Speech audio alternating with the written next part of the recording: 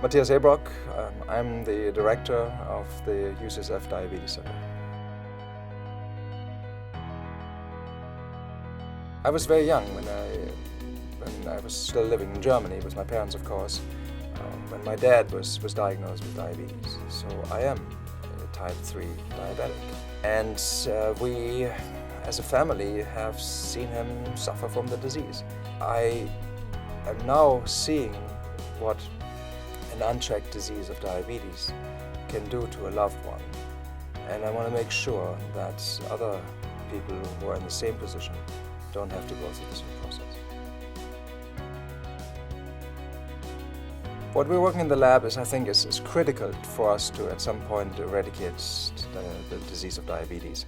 So what we're trying to do is we're trying to understand how we can generate insulin-producing cells. And now by us thinking about how we can generate a substitute for the cell that you normally have in your pancreas that does this job so perfectly, we try to essentially build the cell and make it function. And if we can take the cell and put it back into your body, then the idea would be that the cell now behaves the exact same manner as a cell in your pancreas does. It regulates your sugar levels, and you don't have these excursions, these high levels or low levels of sugar in your blood that make the disease so dangerous. Funding is unbelievably important because, to be honest, the work that we're doing is not cheap. First of all, the people who are doing the work are extremely talented and well-trained people. They have, in some cases, trained for more than 10 years before they even show up in the lab. And so those guys essentially are the best of the best. At the same time, I want people in the laboratory to fail. It sounds almost like counterintuitive, but I think it's right. Because if we would only do the experiment that we have done before, or we know what the outcome is, if we only just focus on these kind of experiments, which would be cheaper, we know that we will never essentially push the field forward. What I would like to do is that people come into the lab and do things that they've never tried before.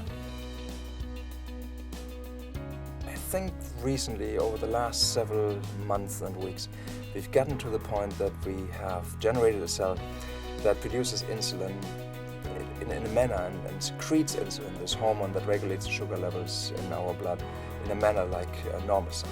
What we're doing is we ask the cell to, whenever it starts to produce insulin, to turn green. So we can just go into our cell culture, we can look in our cells, and these are little balls of cells, and we can just ask the question, how many of these cells are turning green?